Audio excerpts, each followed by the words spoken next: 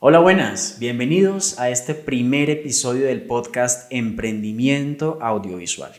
Aquí vamos a estar hablando de diferentes temas enfocados a cómo volver nuestra profesión de creadores de contenido, de cineastas, de productores y directores audiovisuales o de comunicadores incluso, una profesión viable en la industria y que podamos vivir de nuestra profesión. Eso me lleva a el tema de hoy. Pero antes de empezar, quiero contarte que este va a ser el primero de 100 capítulos que voy a hacer. Me puse como reto hacer para esta primera temporada de podcast 100 episodios. Eso es un montón. Y estamos empezando por con un tema muy importante, que es qué hacer cuando nuestra familia y nuestro entorno cercano no nos apoyan en esta decisión de estudiar o de convertir la creación de contenido en nuestra profesión, ¿no? Quédate porque al final voy a darte 5 tips de cómo lidiar con esto y de cómo sacar adelante esta dinámica. Bienvenidos.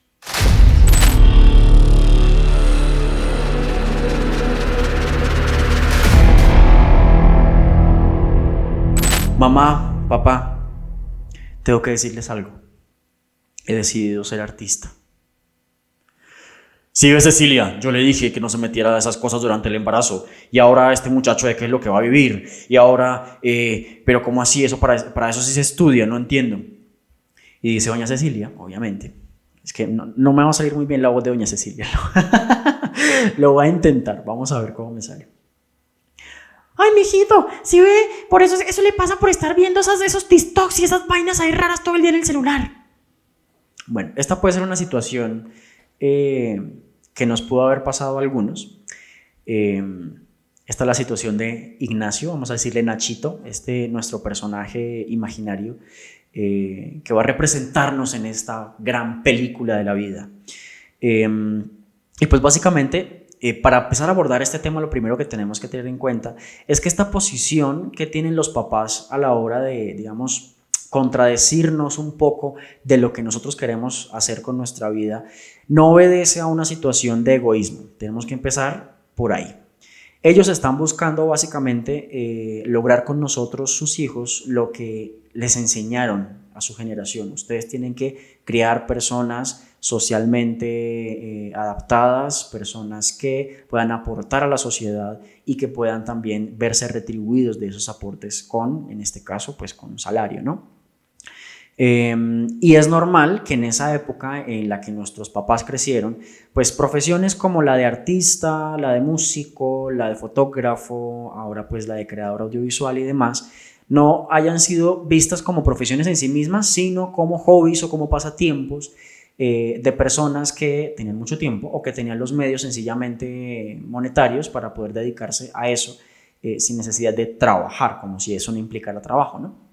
Entonces, partiendo de eso, tenemos también que tener en cuenta otro detalle, y es que nuestra generación, los de las personas que estamos nacidos entre los 85 más o menos hasta el 2000, estamos como en una generación de transición. Estamos en una generación en la que ni somos lo suficientemente conservadores o tradicionales como nuestros papás, que crecieron en esta situación digamos, en la que los medios no estaban tan en auge, y tampoco estamos como los de los 2000 en adelante, los centennials, que nacieron con un celular, con el BlackBerry, con el iPhone, y se la pasan creando contenido, y muchos de ellos, aún sin graduarse, ya tienen cuentas de millones de suscriptores y de seguidores, y pues ya han logrado monetizar incluso eso sin tener en sí misma una carrera, ¿no?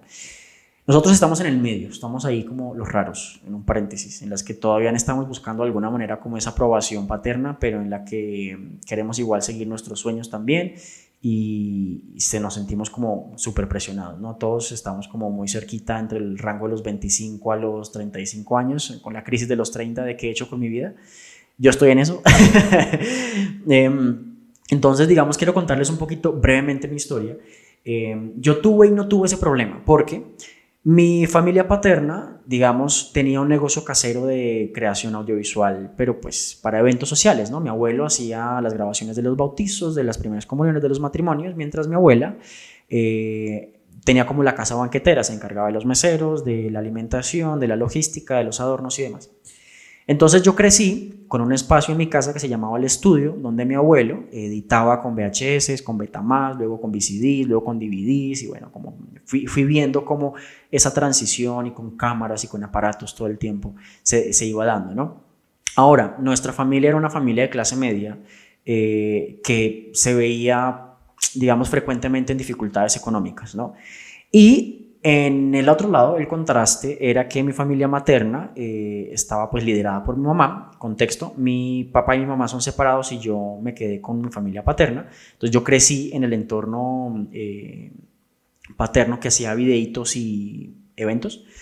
Mientras que mi mamá, que estudió en un colegio comercial y desde los 13 años trabajaba y se ha enfrentado al comercio y tiene un montón de calle y de experiencia y tiene muchos medios económicos, digamos, gracias a eso, pues tiene una visión de la vida muy diferente, ¿no? Entonces ella era la que me decía un poco como, bueno, pero ¿y de eso sí se vive? ¿Y usted va a estudiar eso y la gente que hace eso sí gana plata? ¿Y seguro? Y para colmo de males, yo estudié en una universidad pública en Bogotá. Bueno, ven, ya llevo no sé cuántos minutos y ni siquiera me presenté. Y yo aquí echando la historia de mi vida y no saben ni quién soy. Eso pasa cuando uno está empezando este tipo de proyectos. Pues nada, yo soy Cris Fonseca, soy realizador audiovisual, soy productor y director de cine graduado de la Universidad Nacional de Colombia. Y pues he hecho gestión cultural, estoy emprendiendo desde que tengo memoria, siempre me ha gustado mucho el asunto de emprender. Y pues nada, he creado este podcast y este cúmulo de contenidos en mi perfil como una alternativa para compartir mi experiencia y para poder aportar de lo poco o mucho que he aprendido en este camino para alivianar un poco ese proceso además a las demás personas que puedan estar pasando por situaciones similares. Entonces, claro, el hijo rebelde que va a estudiar arte, que se va a ir a Bogotá a estudiar en la universidad pública, para colmo de males. Entonces yo me encontraba en una situación, digamos, difícil porque veía que mi mamá tenía muchos más medios económicos que mi papá, pero yo quería hacer lo que mi papá hacía, ¿no? Que era fotografía, en este caso, y mi abuelo, el video. Entonces me encontraba con esa situación, pero entonces ahí empezamos a entrar ya como a parte de los procesos que veníamos hablando, de que no podemos tomarnos demasiado personal esos asuntos porque ellos están de alguna manera codificados o configurados por otras dinámicas, por otro mundo en el que crecieron, y ahora pues estamos hablando de que el contenido es el rey y que el medio audiovisual y que el video es lo que manda la parada. Nosotros hoy en día tenemos mucha suerte de estarnos dedicando a esta profesión, porque en todas las industrias se necesita video y contenido para comunicar lo que están haciendo esas industrias y nosotros sabemos cómo hacerlo y hacerlo de calidad, entonces tenemos la posibilidad. Pero el capítulo de hoy se trata de cómo lidiar con, un poco hacer terapia, cómo lidiar con esa situación en la que nuestra familia está un poco en contra de lo que hacemos, ¿no?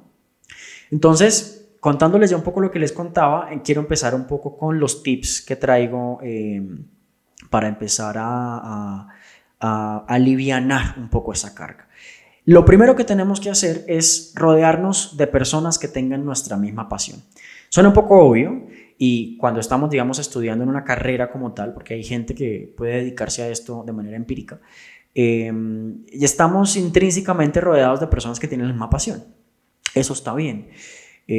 Porque nos motivamos, empezamos a movilizar, digamos, esa energía y toda nuestro ímpetu de alguna manera a enfocarlo a lo que queremos hacer, ¿no? Hacia ese camino.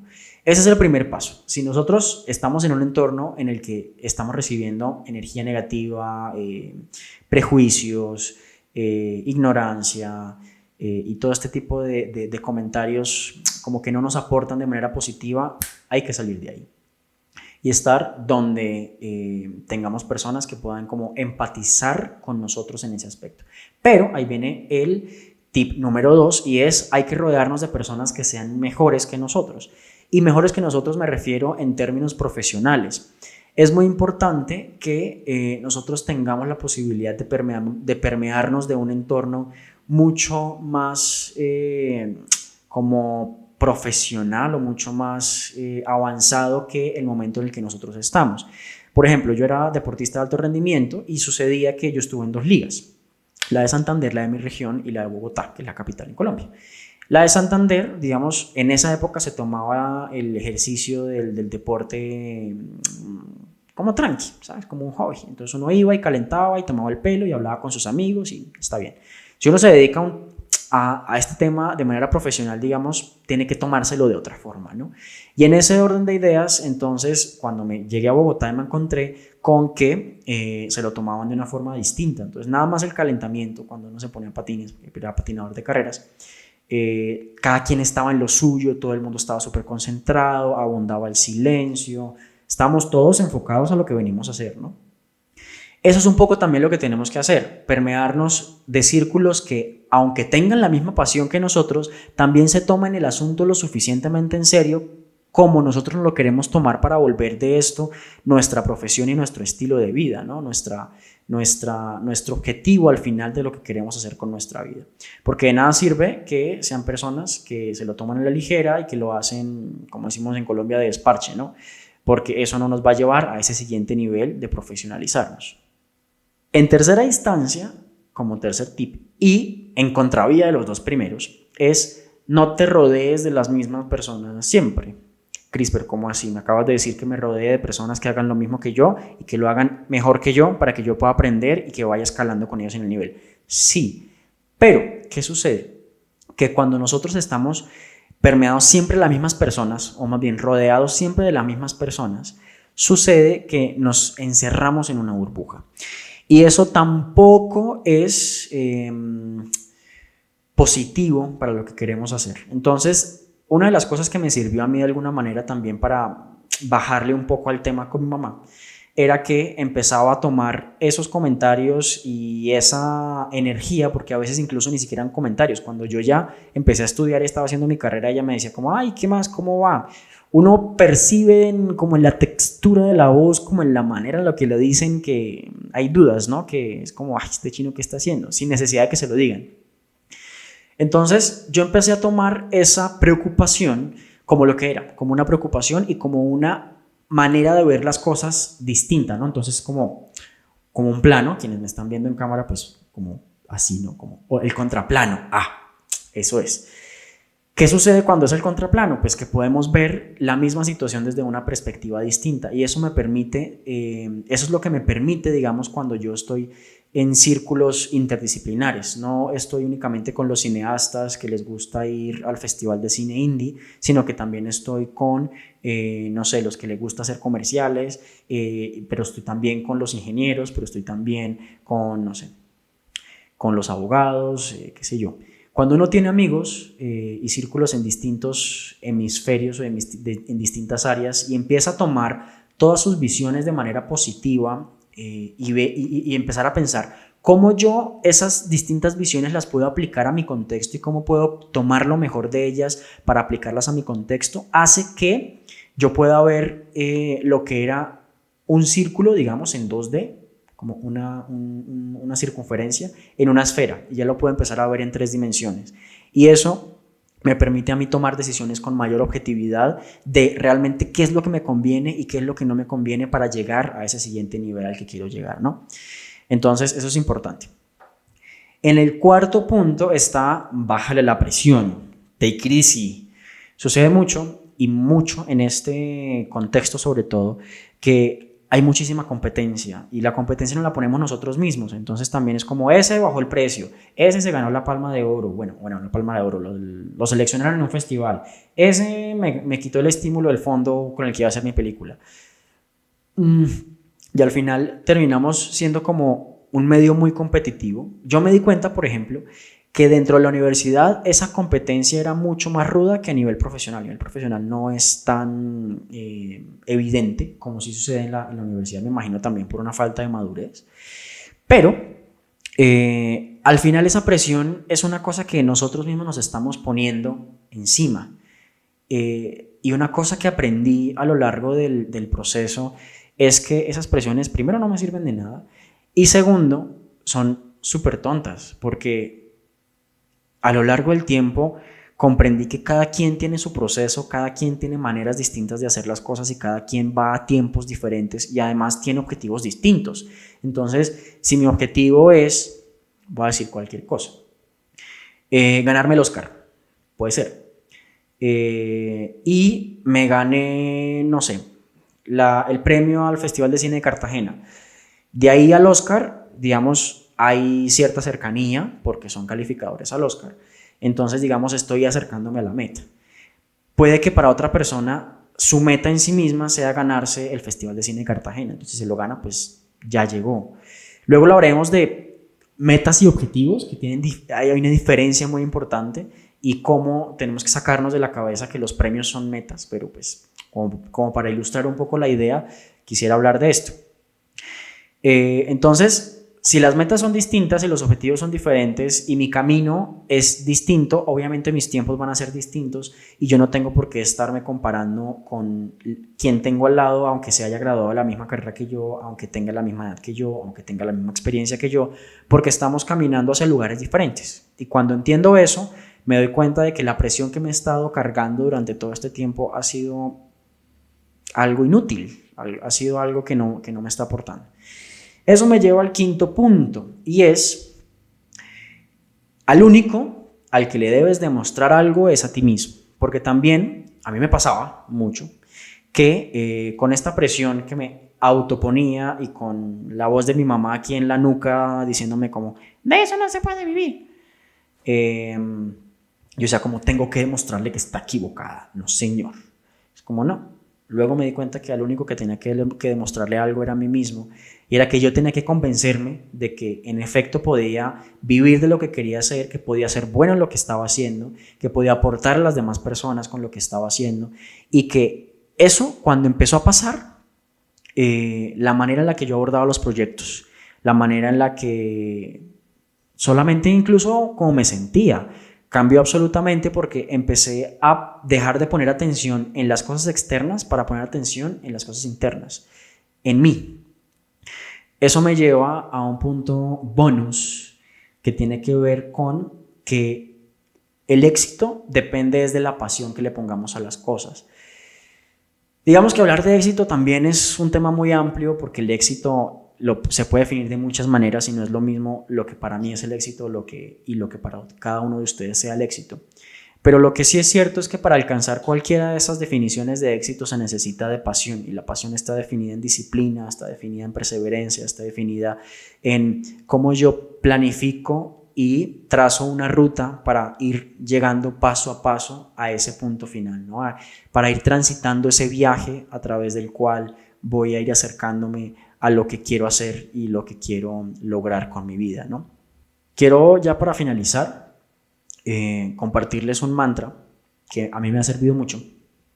Digamos que también ha sido un proceso súper largo de aprendizaje, y es básicamente que mi felicidad depende de mí mismo, y esto está directamente relacionado con lo que acabo de mencionar, y es que a veces estamos como poniendo el asunto de que voy a ser feliz si algo sucede, si me gano el fondo para hacer mi película, si me gano el pitch, si me dan el trabajo, si me seleccionan en el festival, si X cosa pasa o si no pasa.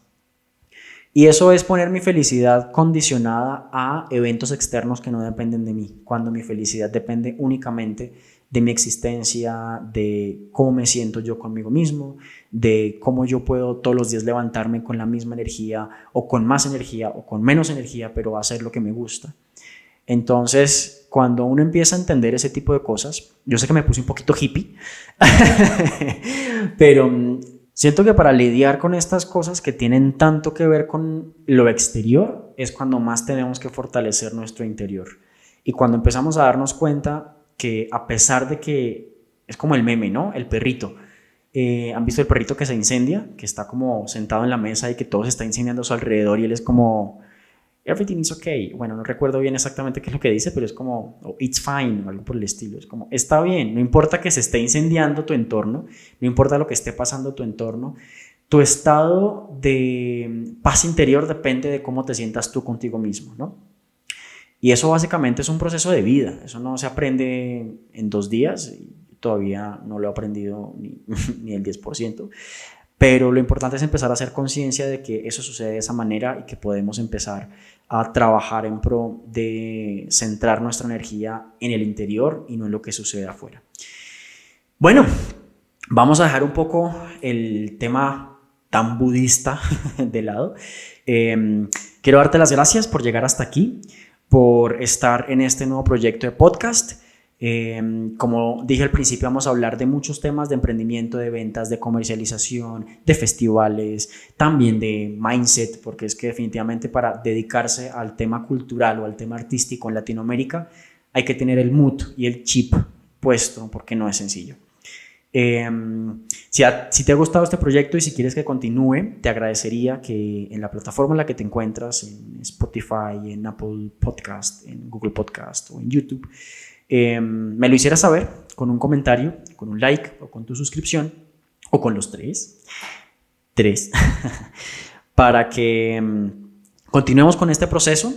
Quiero acompañarte en este camino y que me acompañes en este camino, porque también es una cosa recíproca, para que juntos podamos ir encaminados hacia ese bonito final de dedicarnos día a día a lo que nos gusta, a lo que nos apasiona y poder vivir tranquilamente de esto que hacemos. Nos vemos en el segundo episodio y hasta pronto.